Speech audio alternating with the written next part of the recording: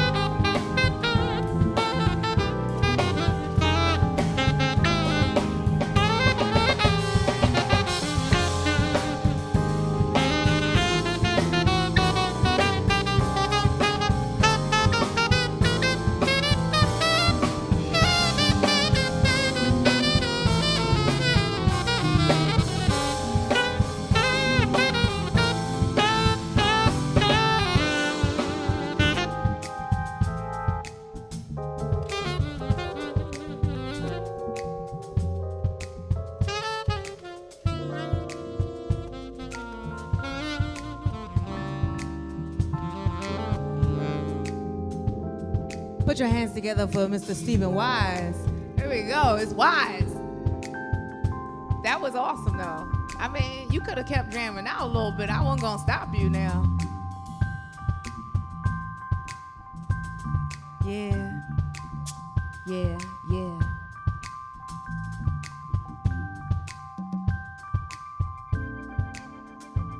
Let me do the Malcolm X thing.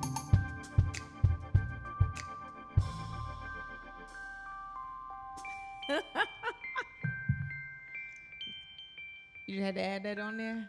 Okay. Ladies and gentlemen, this is Shakina B reporting live right here at the Rotunda. I am accompanied by an incredible group of people. We had a special guest hop in, and I live for that. I live for the organic nature of music. To my immediate right, your left, we have the key doctor on keys. Look at him, smiling. Just let him out today. They just let him out.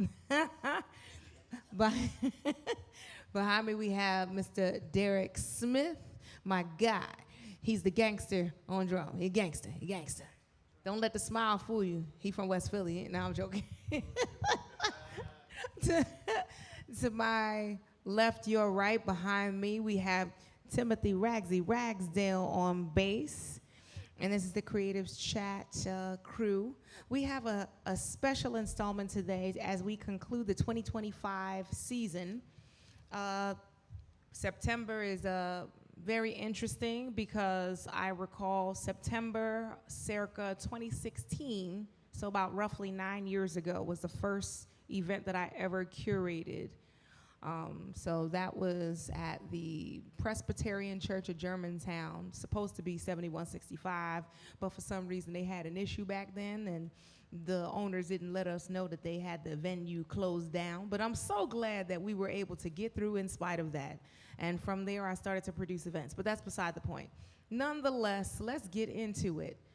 For those that don't know, Creatives Chat is a pop-up curated discussion event infusing creative industry topics, best practices, a bit of controversy, and live music. Guest panelists include artists and art enthusiasts who have made a significant impact in the creative ecosystem. We'd like to thank our incredible support team on videography. Thank you to Chris for joining us today. Shout out to Jason Fifield, and Chris, thank you for joining us.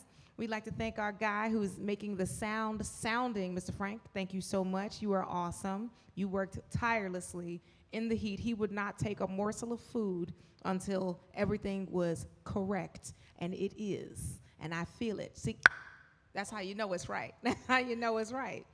Shout out to Alex on house management and our Rotunda family, the Pennsylvania Council on the Arts and West Philadelphia Arts Council, the Paul Robeson House and Museum, and the Sachs Program for Arts and Innovation.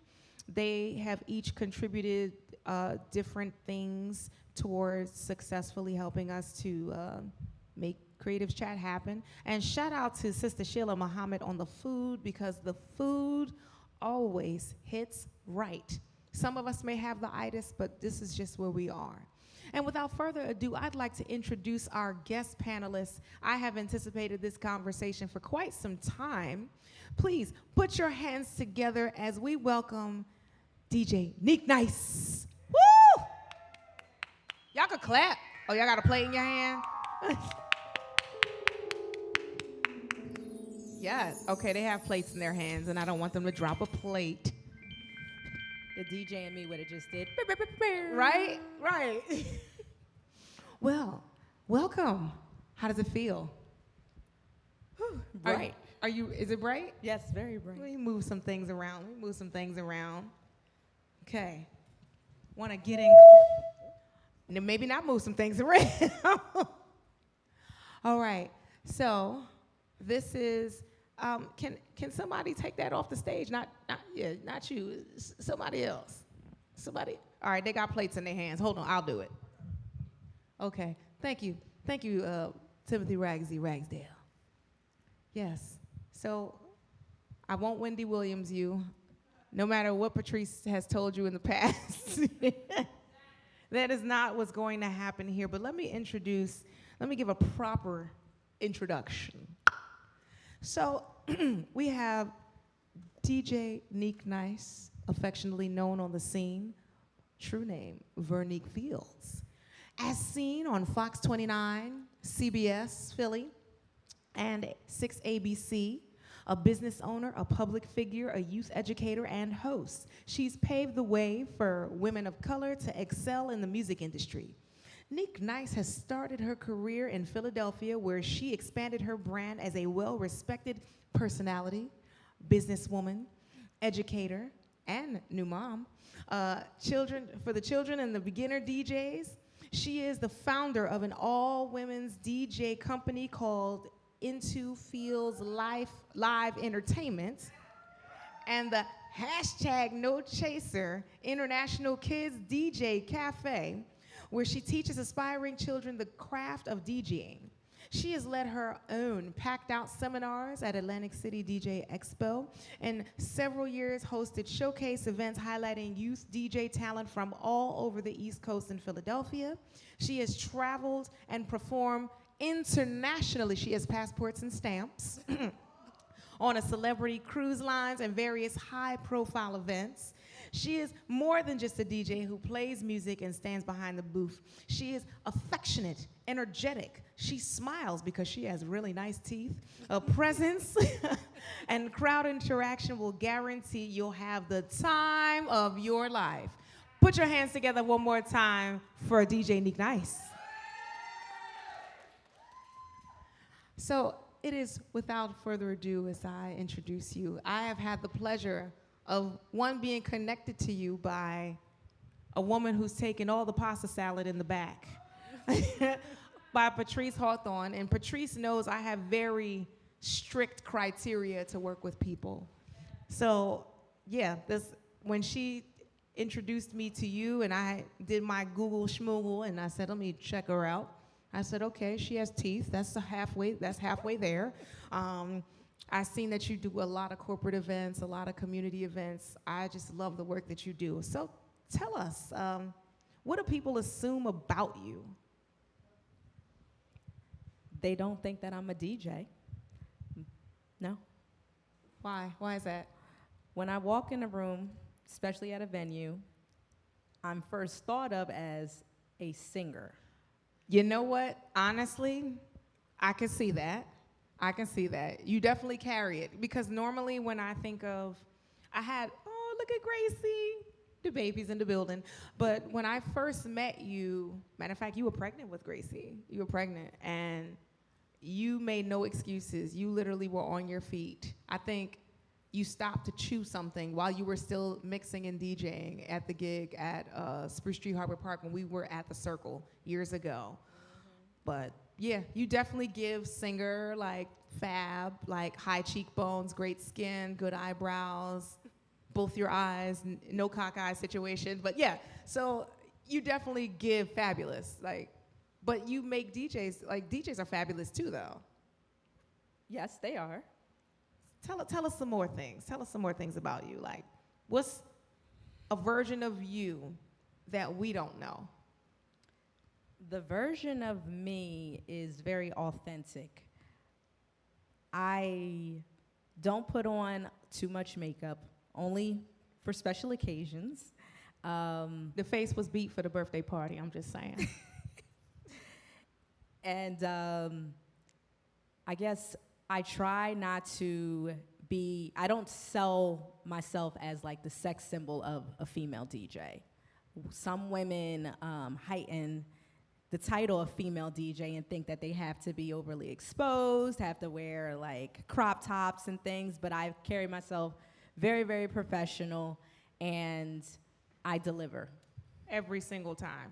Can I tell you, it has been such a pleasure and an honor working with you.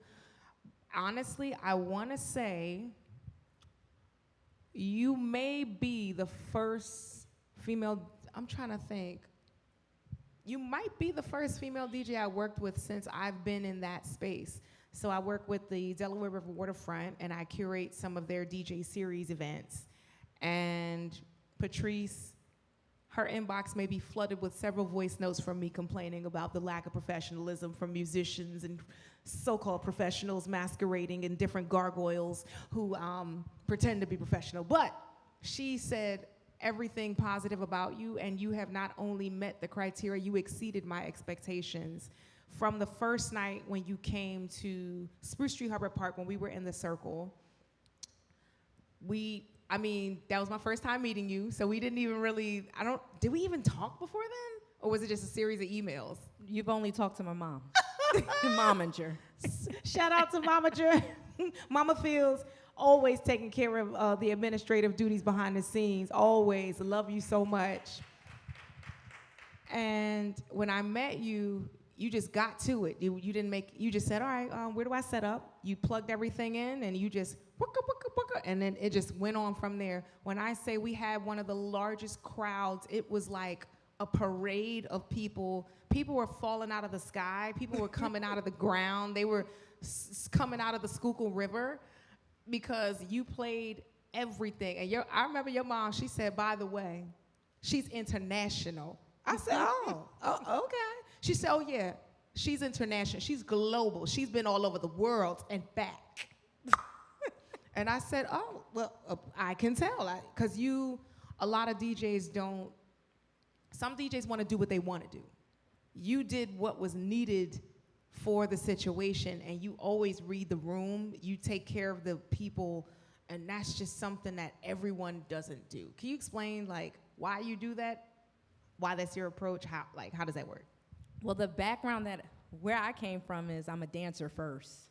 So I feel the music differently than any other DJ, because before I became a DJ, I used to ask DJs to make mixtapes for me.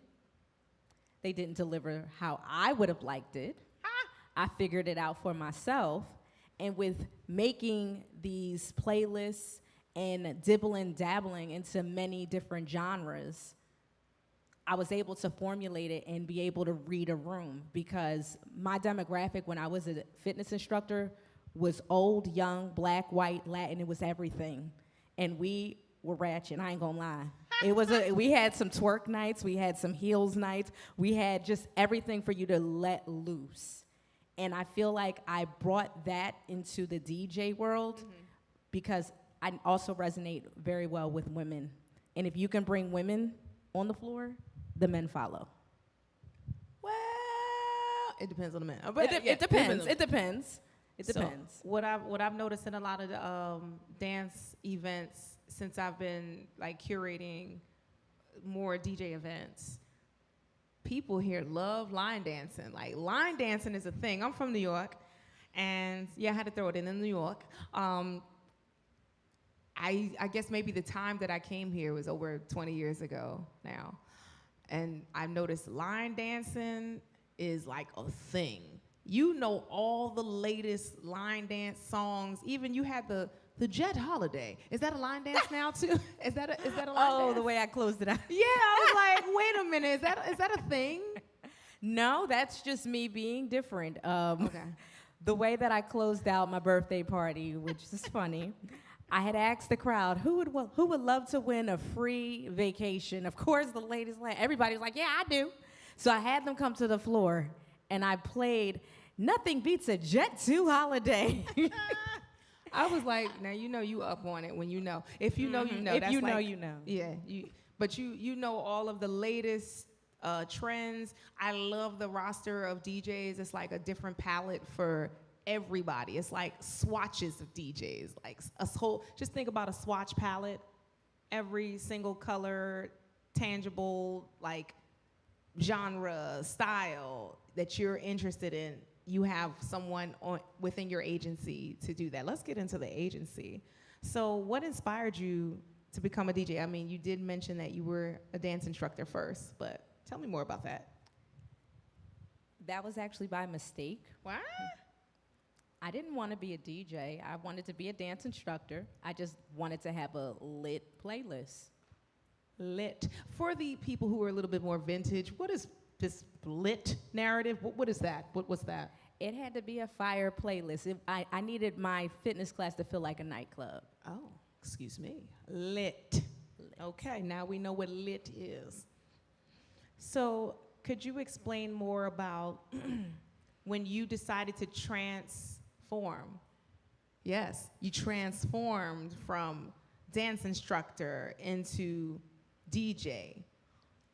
Is there a distinguishing difference between a DJ and a mixer? Like, I heard there are like levels. What are the levels? The way that I break it down, you have a hobby DJ. Ooh, what's a Which- hobby DJ? A hobby DJ, they do it for fun. Okay. They practice in their room. They may do a couple of events here and there. Then you have your professionals that actually take it serious. And then you have the next tier who travel. They travel the world. They have credibility. Like you? Yes, they have credibility, not just for DJing, but also what they can give back to the community. They're respected in other areas. That's awesome. So, in your traveling, you come across a plethora of people from varying backgrounds. As a woman of color in the industry, what challenges have you faced and what strategies helped you overcome those challenges? I think the biggest challenge is being stereotyped, being a black woman, and I work predominantly in a corporate setting, so I have been to venues where they're looking for the DJ, and I'm saying I'm right here, and the judgment comes from, oh, this is, they don't say a predominantly white crowd, but they'll say, you know, they want to hear some Taylor Swift. Taylor or who else can I say? Miley. Madonna. Yeah, they'll give hints of the type of artist they want to hear, and I say, okay, thanks for letting me know, but I think I got it. What, they think you're gonna just come in with like, you know, it's like a jungle sometimes. Like, what did they think you were gonna do? I don't know what they're thinking, but they just throw that judgment at me. Like they don't know that I know my music. And then when you press the power button and you start mixing and turning it out, then what do they say? She's a DJ. Uh-huh. Not just a button pressing, not just playing one song and it plays out and you play the next song. Like, no, this girl mixing some stuff. She knows her music. She's digging into the older eras, the newer eras. She's bringing people together. That's the part that they don't understand, that I know what I'm doing. And it took years to even get to that level. It did. It took some practice. I live for everything that you do. All the DJs that I work with, I don't want anybody to feel like I'm taking favorites. I mean, but we are talking to Nick Nice right now. But I live for everything you do. Ever since then, I was sold. I had to circle the block, and like Patrice, I should have probably gave you a referral fee. Oh, you know what I'm saying? I did. My referral fee is this pasta salad.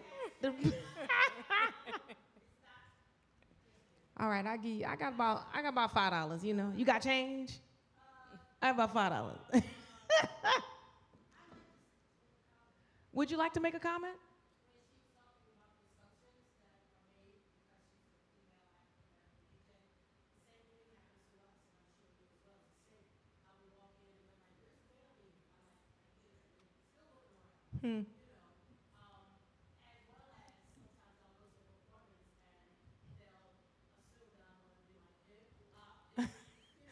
But you do that too, though. Right.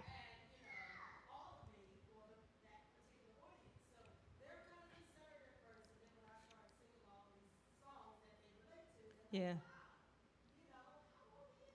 I'm gonna tell you. I appreciate that. And I'm so sorry, Chris, that we did not have an audience mic, because I know that was very difficult for you and Frank. I'm so sorry. But it's okay. You project. Nobody else do that tonight, though. Unless you can come up on the mic. But not mine. Anyways, in the meantime, in between time, while you were navigating these spaces, you talked about doing things that are impactful for the community.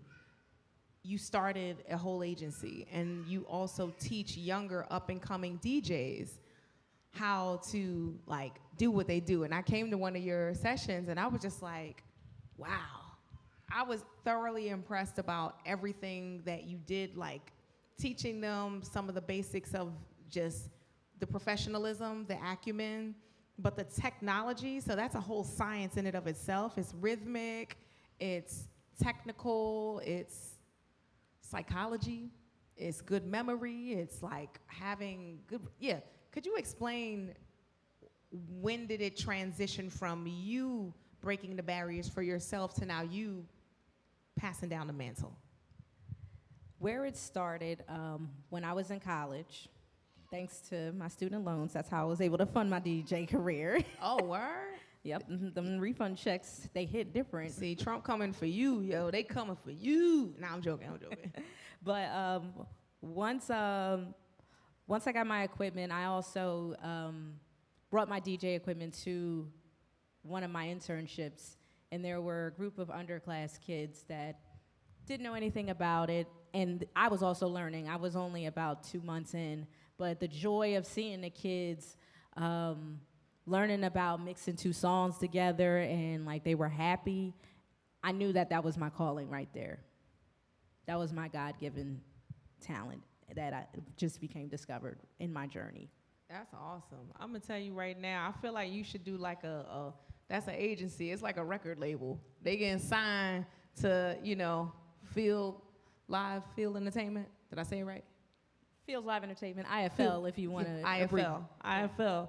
And when these opportunities happen, it not only opens the door for them to have the acumen to DJ, but this opens the door for jobs. Mm-hmm. One in particular, there was a young man that you brought with you. Was that the first day? That might have been my first time with you, yes. Okay. Because he opened up and then I closed. Let me tell you something. This young man, I was like, what is he, like 10 years old? How old was he then?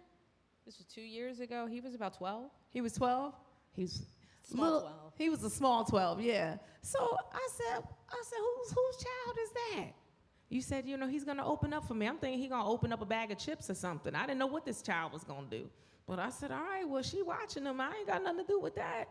When I say this young man turned it out, DJ Giz, he immediately, so what happens is you allowed him to have a platform to be noticed. I obviously took notice, and I incorporated him in the next event that I did, which was the Juneteenth Wine and Arts Festival, and I believe he opened up and did a set for that, and it was amazing. This was one of the young students that came out of your agency. So I live for people, one, passing down the mantle, two, creating opportunities, breaking down barriers, and also providing a way for young people to recognize that there is value in the arts sector, and you can have a job or 2 or 3 or 5 within the sector, and it's something that makes you feel good. And I could tell that he was really loving it. Like, how'd you meet this young man? I met him online. Actually, there was a DJ that discovered him at his event. And my friend knew that I worked with the youth. So the very first time we actually put together our workshop, he invited the mom, and he's been with us since. He was 7 years old. Now Giz is almost 15. Wow, give it up for that. Just passing it down, like doing amazing things. I live for that. So every business journey comes with a few bumps on the road. What are some mistakes you've made along the way, and what lessons have they taught you?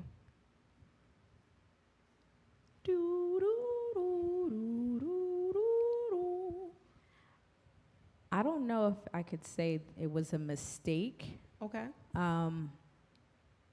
I've had really great mentors that helped me overcome barriers that I would face in the entertainment industry. Now, I have faced, I guess one I would say is coming up with a backup plan, because anything is bound to happen. We've witnessed that at my birthday party. We had 3 controllers. For some reason, half of them weren't working at the time. I don't know what happened. It happens. But having that village and just expanding your network, DJs think that we're supposed to be in competition with each other, but we actually can work together. I'm grateful that I know DJs all over the city because I've had emergency calls where I needed to call somebody to bring me something. And I do the same when another DJ calls on me because I know the feeling. Yeah, you know, that's I love the camaraderie. I appreciate the sense of community. What I've also recognized when that happened, it was like you definitely had the village, because I think there was at least 45 controllers, I think, that pulled up in that moment, because the party was going on. I think we were transitioning from the band back to the DJ. And, you know, I don't even, do we even know what that was? What was that? Tell me what it was. See, this was behind the scene. You gotta disguise everything. So honestly, my opening set, my controller was giving me technical difficulties, Okay. but nobody knew. Not at all. We were jamming. Yeah. I played it out, and I knew I had an hour break in between, so from there, I already had Chris calling my friends. Can you bring another controller out? Because Neek needs it. She's going to fake it till she can make it until her last set. Yo. That was, now, when I tell you I saw at least 45 book bags and duffel bags and controllers coming out of the game, and I'm like, what's happening? So they were just like, well, Shakina, we're gonna do a little transition. So me being me, the entertainer that I am, I was just like, all right, we just gonna hum along with it until, and you know, we got it, and then we started partying, and it was great. And by the way, that carrot cake, we'll talk about that later. That carrot cake was a good carrot cake. Where y'all get that from? I don't know. Whoever got the carrot cake, I don't know if he got the carrot cake, but the carrot cake was excellent. Okay, so through the, from performing on the Celebrity Cruise Line to leading seminars and at the Atlantic City DJ Expo, what moments stand out as a milestone in your journey? That I'm a trusted source. You dash all. You showing up all. I did a seminar. I did a couple of them in Atlantic City with a few friends, but this particular year I did one on my own called Business 101, and it could apply to not even just DJs, to anybody. And to my surprise, I had a full room of DJs, youth, everybody under the sun, women, and it was very diverse. And to know that I did that just from my work ethics. I didn't really push it too hard online. This is just people who know me in the industry. To have that level of credibility and support, it meant a lot. And I don't gatekeep. I'm really real. Like, you can ask me anything. I don't have no reason to hide what I learned, because I wouldn't be here if somebody else didn't give me the information. Let me tell you something. When I call Neek, it's not all the time, but when I call you, we be on the phone for like 35 years. We'll talk about business things. I'll post something. She be like, look, I can show you how to do that. And this, you need to do these steps. And I'm like, really? All right, I didn't know about that, but that's just what it is. We'll talk about a lot of things that would help us in business, in our personal lives, but just like different financial choices or wealth building choices that's gonna lead to sustainability and thriving. So I live for that. I love our conversations. So that's why I don't get off the phone with you quick. If you was anybody, be like, gotta go, bye. And they be like, Shakina, where you going? I gotta close the refrigerator, bye. Sorry. Gotta open up the microwave this week. Sorry, gotta go. But when it comes to you, I'm on that phone and I'm listening and learning and sharing and just like building, like seriously, really building with you. I live for that. I love the fact that you did something that was educating the community and people got together. Like, what kind of things that you talked about within the seminar? In the seminar, it was about branding. Branding 101. Actually, I'm a firm believer of whatever you put out into the universe, it comes back. So I've learned from the years of being a DJ, if I don't want to be considered a youth kid DJ that plays at the 1-year-old birthday parties, I have to stop putting that type of content out. because that's the type of referrals that's going to keep coming my way. When I attended other seminars, my I think it's second year at Atlantic City, I had a huge shift in the type of clientele that was now becoming drawn to me. With my work with the youth and also changing my image, how I was coming and presenting myself, full face, blazer, I had a polished look. And when I put that content out, that was the type of clients I was attracting. And I can tell you, I've worked with Nike, Primark, Forever 21, DTLR, Celebrity Cruise Line, and all of this matters. I mean, besides the fact that I'm an African-American woman, they can tell just the professional content and quality that I'm putting and investing into my business, that's why they chose me. Can I just say a few things just to piggyback back on top of that? General liability insurance. Yes. Yes. Legitimate business. Yes. Business banking. Yes. Okay. There are a lot of people out there who just skip steps and they make it very hard for themselves. And they may have the talent, they may have the skill, but they're going to be left out of the economy and opportunity because they're not set up properly to receive those opportunities. They're not ready for it. And speaking of which, when you talked about being polished and coming and presenting yourself as your best self, some people feel like their talent, I call it talent entitled. They feel like, nah, I'm dope. I can show up in a garbage bag. Okay, well then you'll be put out in the garbage bag, or you'll get the leftover bones in the bottom of the garbage bag. Because if you didn't care enough to present a package that is worthy of the investment of the other party, please don't be mad when you're overlooked, ignored, and quite honestly, someone might call 911. So I'm glad that you said that. Could you also speak to funding, like diverse types of opportunities that you've received? Like if you've done any grants, if you've done partnerships. I love what we do. It's a partnership. You're stuck with me. We are linked now. So my funding, I would say my biggest contracts come from Department of Recreation. We staff the youth DJs for the Philly Marathons, Broad Street Run, Student Run Philly. So those are my biggest contracts. I don't personally have any grants because I'm not a nonprofit. Also, I haven't told anybody this. Oh, this is the first. You want to talk about it? You sure?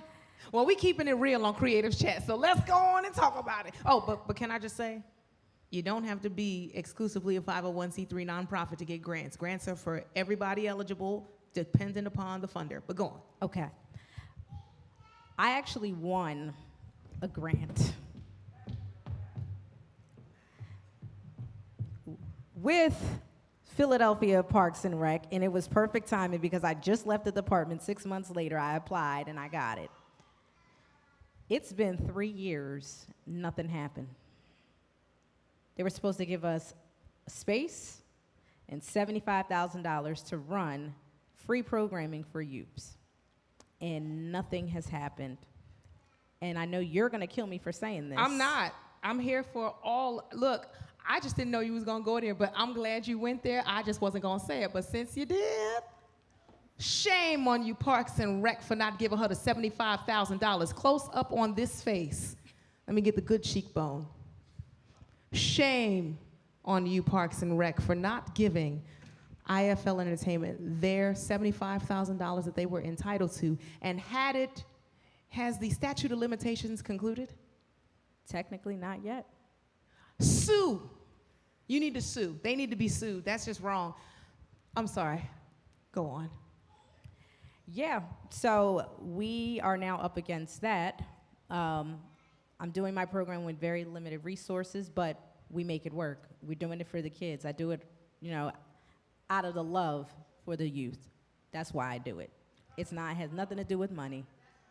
That's definitely not right. It's not right. They're wrong for that. And I'm gonna tell you, something that a lot of people don't realize when applying for grants, oftentimes there can be a wait period, but 3 years is just criminal quite honestly.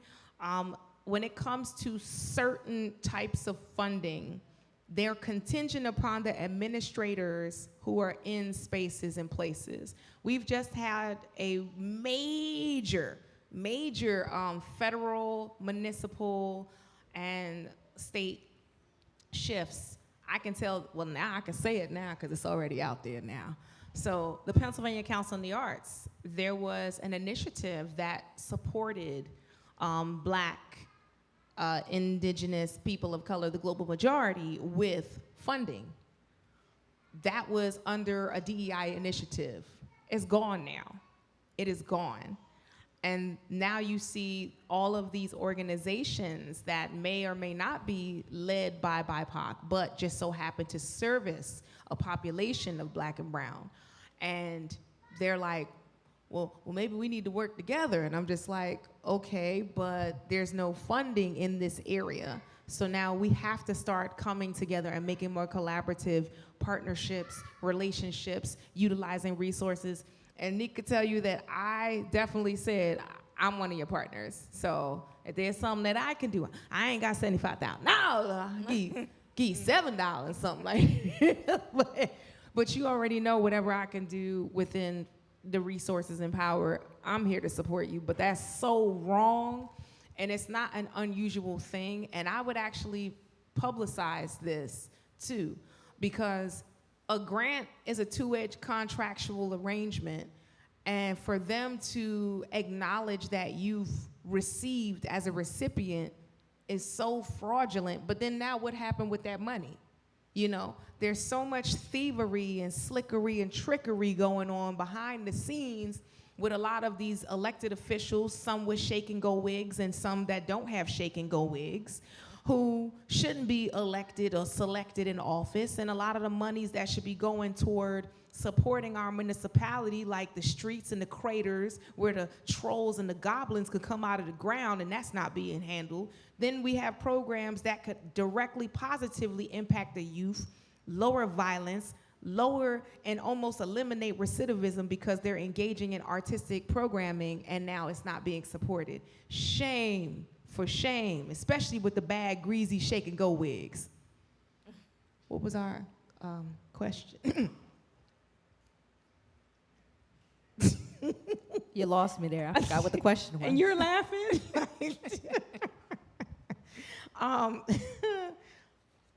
Well, when you are working with a population of people within your agency and you're referring people out, what is it that you look for when you're bringing people in and representing your agency?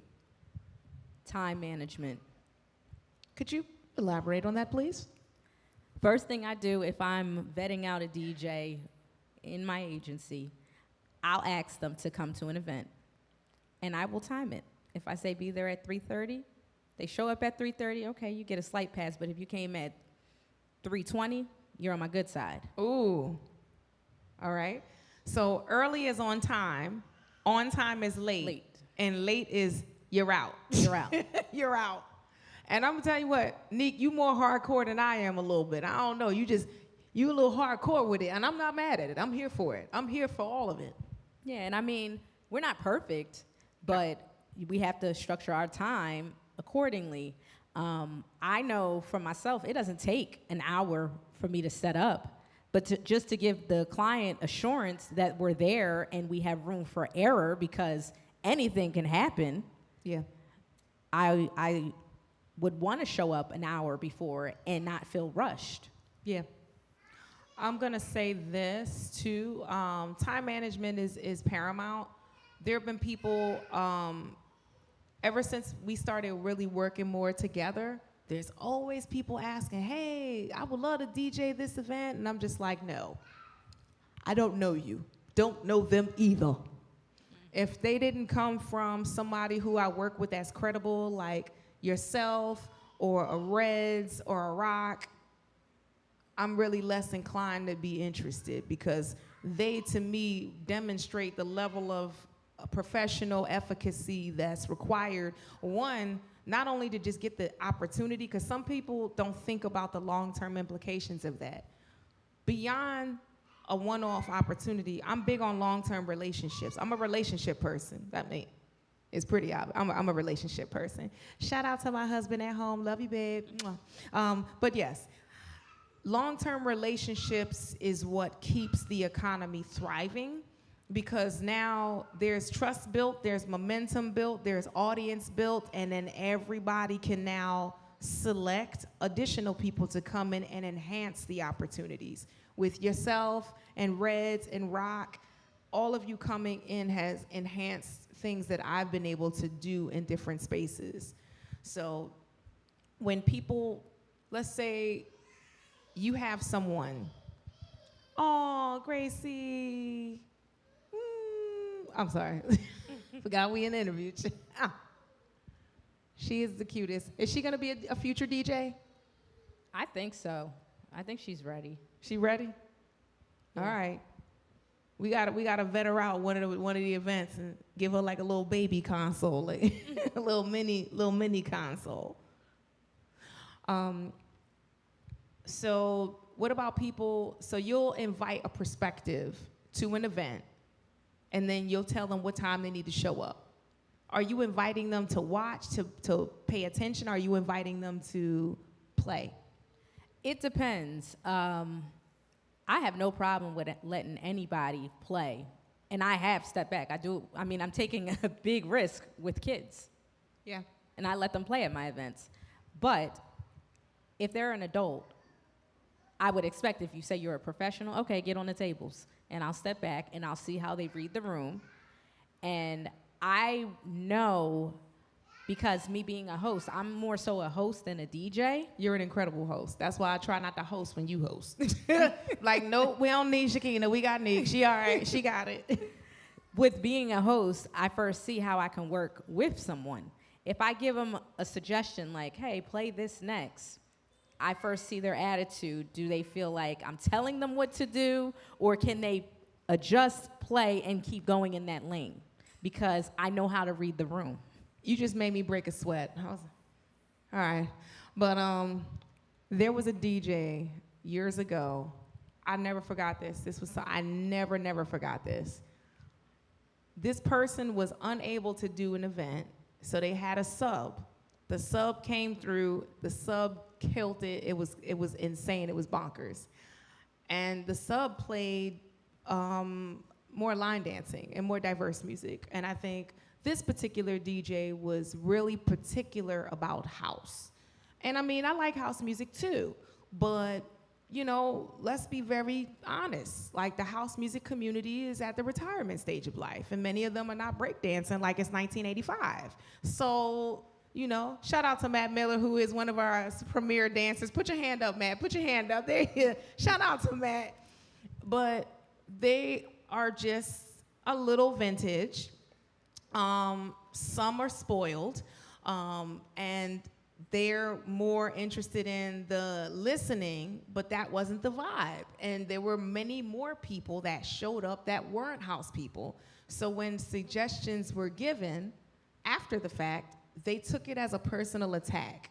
Like, I was attacking what it was that they did as a DJ. And I'm just like, no, I'm not trying to attack you. I'm just saying, do what you do, but can you incorporate some of this too?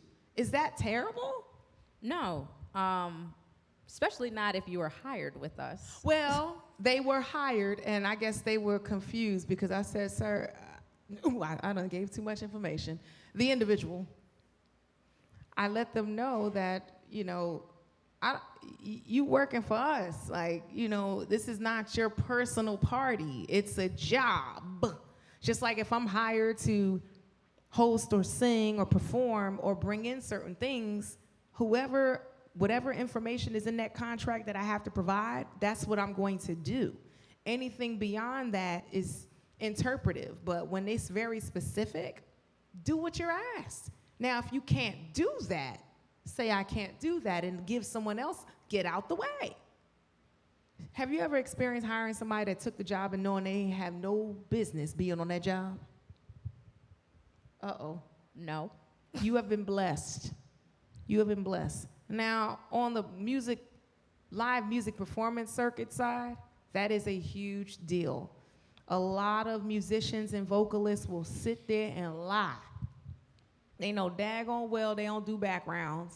They know daggone well they play gospel and gospel only, or they play jazz and jazz only, and the gig requires something completely different. And they will take the job. Yeah, I'm a musician, I'm gonna take the job. And when they either don't learn the music or they learn the music but it doesn't have the feel, it's evident. And it's just like, you just masqueraded and, you know, you're pretending to be something that you're not, and that's just dishonest. That's just not right. Please don't do that. If that's who you are, please don't do it. It just makes for bad business. It makes you appear as a liar.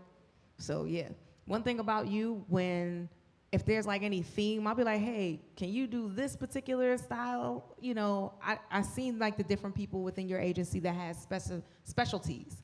And you'll be like, well, we could give you everything. And you absolutely have.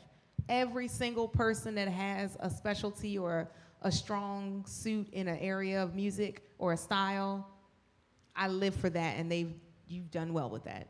Yeah. Any questions, any thoughts?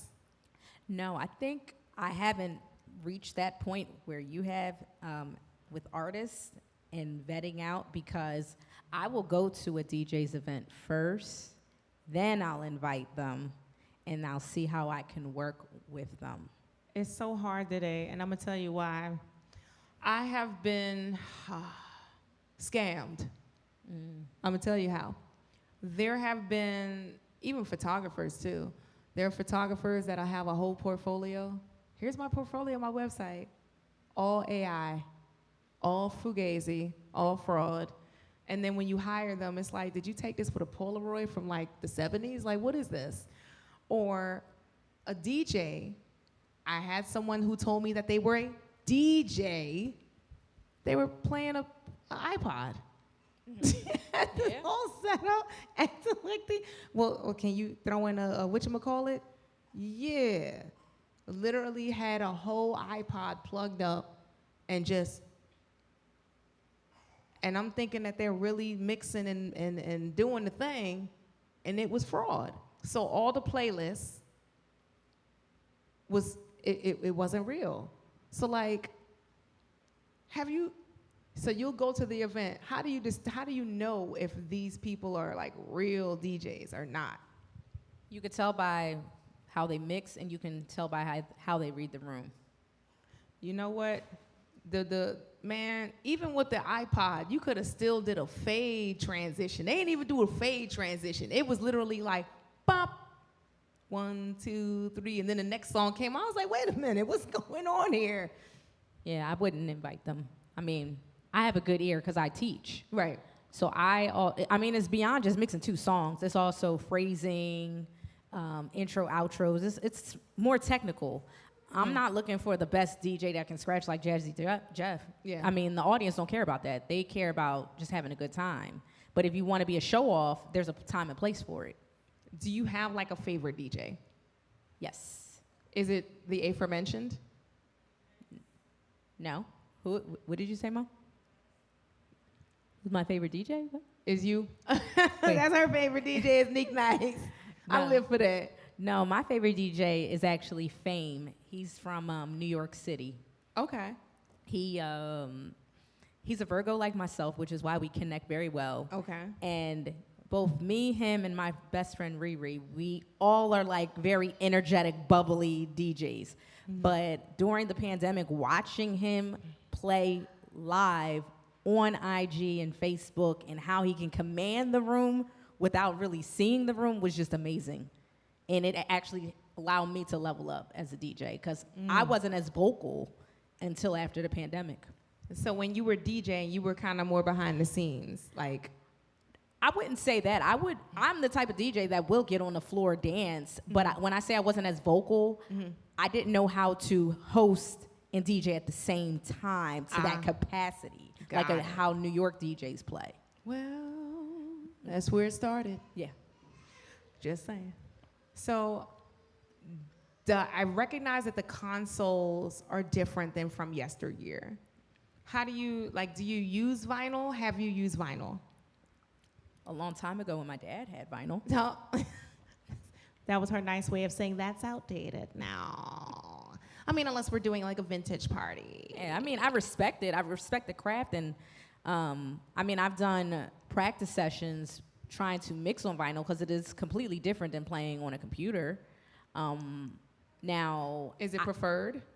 not for our agency, no, because I mean, the worst thing that could happen, I mean, like I said, all respect to anybody that plays on vinyl, but if you're at an event and somebody asks for a request you don't have on vinyl, and I mean, it happens with us too, because we don't have every song in the universe, but when you carry crates, you know what you're gonna play. Most of the time, you know what lane you're playing, you're preparing your crates for that specific audience. Yeah, that's more like a curated, Exactly. like listening dance party experience. I do have, you know what? Rock the Spot brings out, he does both, but he'll bring out, and I remember he brought these giant crates, and I was just like, are those like 45s? Like, what are those? And he was just like, you know, we're gonna switch it up. And I'm just like, what if one of those things crack? Then like, what happens? He said they won't crack. And I said, okay. So then he got on it, and I'm just like, oh, this is like different. So the transition to the more modern console is a digital experience. And you're able to kind of adapt the similar, you know, movement, but it's digitally, and then you can drag and drop different stems and beats with songs and merge them together. Yes. Is this something like, how do y'all know to do that on, like, on the fly? Because that's like production. That's production. It is. It takes practice. I wouldn't try to do certain things on the fly. I'd have to learn my board.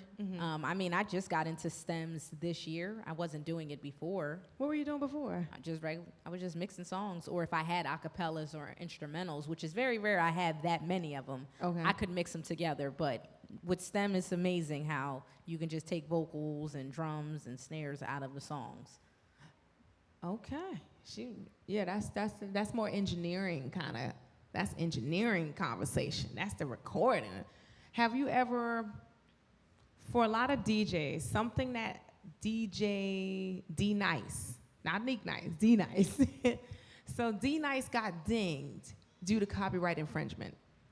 When you as a DJ, are you a part of a music society? I have a record pool, yes. So which, are you with BMI or ASCAP or? It's franchise record pool that I Okay, use. so that's more of like a distribution site? Okay, so now being a part of the Music Society, this is something I'm learning more and more each day. You know, you can get royalties and royalty checks for doing playlists of artists, of covers of artists that already have music out. And when you submit them as a part of like your set, they get a royalty and you get a performance royalty to doing it. Did you know that? No. Apparently that's a thing. So when D Nice, I didn't know this was applicable to DJs. I thought this was merely for instrumentalists and vocalists, but apparently it's a thing. So he didn't do it. He got dinged. And they were just like, you have to, that's when like, you know, the pandemic, the club quarantine kind of changed. Club quarantine, did y'all remember when club quarantine changed? It was because of that. So I was always curious as to like if DJs are aware that they're also entitled, like a vocalist, like a musician, an engineer, singer, songwriter, to actually get royalties from the music that you play. And if you were to collect every single playlist from every individual on your agency, plus however many gigs you do throughout the year, every quarter of the year, you'd be getting a royalty check. And the artist who owns the masters would also be getting royalties for the music. So there's a lot of untapped money out here that we don't talk about so frequently. We gotta have our 3-hour conversation another time to talk more about that, and then I had to get you on the Music Society. Are you a part of like the Recording Academy? You should definitely be a part of the Recording Academy. So you don't have to be a singer, songwriter. You could be a professional that's within the sector. You'd be eligible for several opportunities. There are many DJs who were Recording Academy members, and they may not necessarily produce songs, but they're, amplifying the outreach of songs. I know one person, let me see, I know Lady Alma, she has like so many different remixes of songs. Her catalog is quite extensive with just the remixes that DJs have made. So when they put it out there and they submit back to the distribution sites and to the Music Society, she gets a royalty, they get a royalty, and it's just money that just keeps the party going. We need to talk about that. I wish that they had a less convoluted way of doing it. If it was like as easy as making a Facebook post, we'd all be doing it. But that's another time for another TED Talk. Any advice you would give to aspiring DJs? And like, what's next for DJ Neek Nice as you continue to grow your brand and your incredible legacy? How can I explain this? Okay, for up and coming DJ or artists, it may seem like it's very oversaturated in the industry, but it's not. We all have a different network that you have to build from the ground up. When you go to the supermarket, there are 10, 15 different brands of bread. Nobody's out of business. Everybody's eating bread. Even Wonder Bread is still in business. I don't know how, but it is. It's enough bread for everybody to eat out here. It is. When you're a customer, you may buy the Wonder Bread because it's on sale. You may buy the King's bread because you like the taste. You might buy the other bread because it's fluffier. Same thing with DJs, artists, musicians. We all have different lanes and different tiers, and there's a different level of customers that will buy cheap, buy quality, buy in between, or buy because it's on sale. Okay. In short, what she's saying, like a good neighbor, State Farm is there. No, stay in your lane, stay in your lane. If you have a lane, do it and do it well. Don't look over at another driver or another person within the industry and think there's no room for yourself. Like there's plenty of room. I always tell people all the time, you just need to get the right situation and continue to build and develop and grow yourself. And by the time you get to the place where you want to go, you'll know you're ready because you've been working on it the whole time. My husband and I, we just talked about that. We talked about when we were doing footage and videos, talking. People say, you speak so well. I've been doing it for a long time. I can go into any room and speak on any myriad of subjects because I've been practicing. So when it's time to get on a Fox 29, when it's time to be on a CBS or NBC, and most times when you're doing interviews like that, you don't know what they're gonna ask you. You barely never know what they're gonna ask you, and you just have to be so sharp. You have about 30 seconds or less to present something. Are you articulate? Can you speak? Can you elocute? Can you deliver? And do you have teeth? Talent, timeliness, teeth. Half the battle right there. As she smiles with her Colgate. You got the Colgate smile, brother? Are there any questions from the audience that you'd like to ask Neek Nice? What's that, Malik? You said something? Thought you said something. You all right? He's like, yeah, he's good, he's good. All right, well, I guess is there anything up and coming that you'd like to let people know about that you're doing? I'm sorry, most of my event, actually I do. Okay. This Friday, I will be with the Women's Coalition for Empowerment and Patrice at Cherry Street Pier this Friday. Sister Soul Series. The Soul Sister Series. Yeah, so we have Patrice Hawthorne, we have Stephen Wise, and we have Malik Henry. They're in the audience right now. They'll be performing for Sister Soul Series. It'll be hosted by Neek Nice. She's going to be DJing. I will be not too far away because apparently, very recently, I was asked to host Spruce Street's Night of the Living Harbor event. Okay. It's an outdoor costume dance party. that will be free, and we're gonna have a costume competition, and it's going at the same time. So I don't even have to think about it. I know Neek is gonna be incredible. I know Patrice and her crew is gonna be incredible. Both events are free, so if you want the indoor and live music experience, please make sure you come to Cherry Street Pier, 7 to 10 free, and also Spruce Street Harbor Park, 7 to 10 free. I just have to say, this Friday, something happened that needs to be said. Chris, you can close up on this. I think I need to get a drink of water. One moment.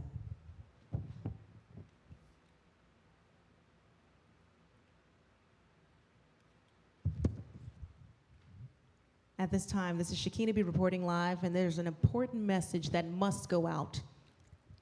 The Costume Outdoor Dance Party is happening. We ask that all of the people coming out to this event wear deodorant. Make sure if you're gonna dress sexy that your panties are clean. Make sure that we don't see your panty. But if una have it on a panty, make sure you're cleaning your ton and your panty clean.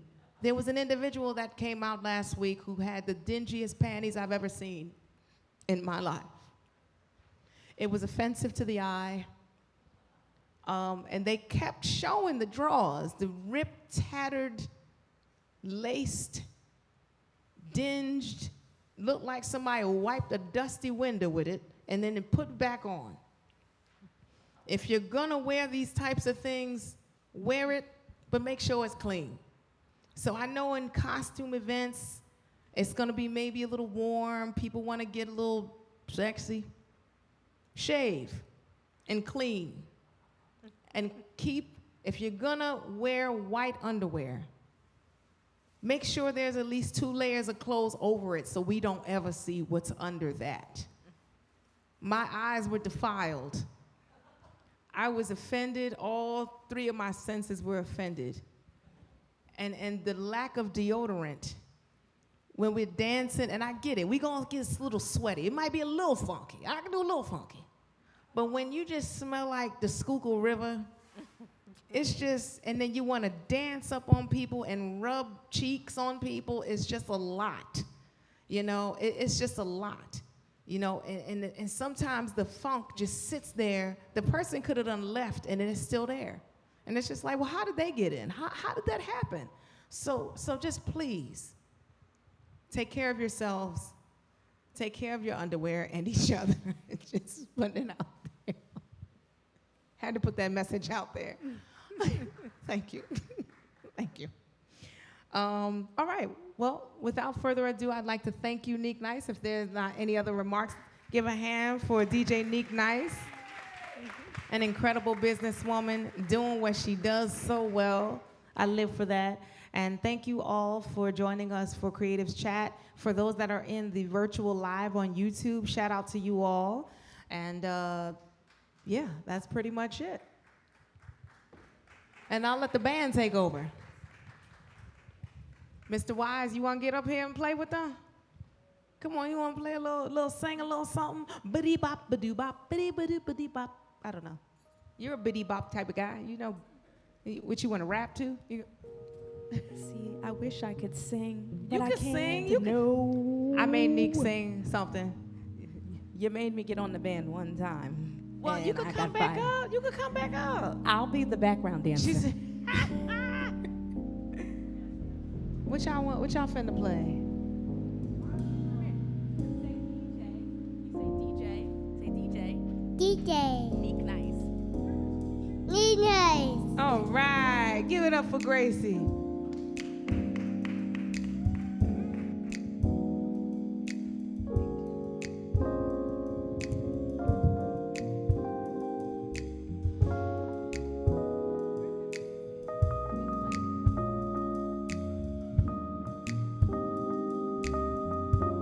Let me get that music stand.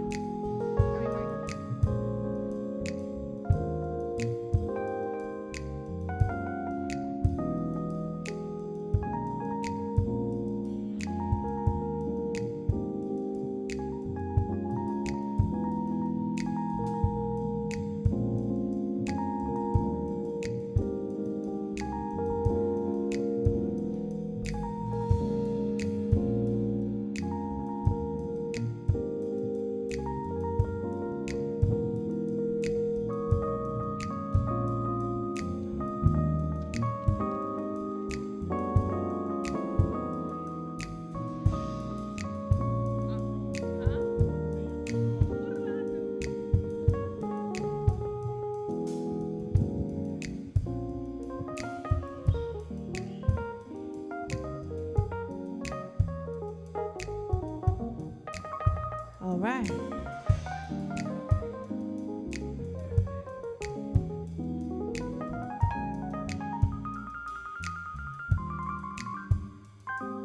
Dee-dee-da,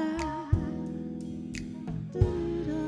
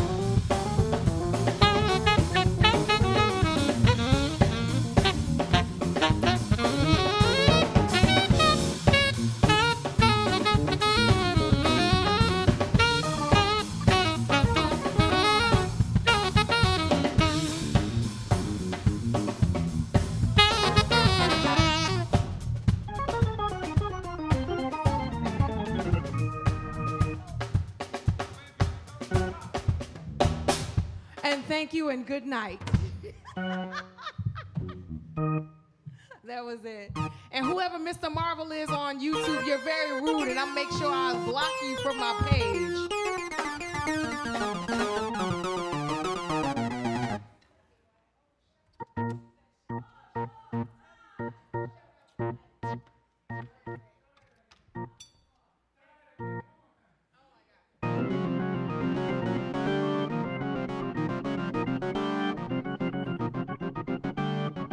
Please tell somebody, take the food, take it, and take it out of here. Yeah, the band, oh, thank you so much. Band, please go and get y'all plates, please, please. Thank you and good night.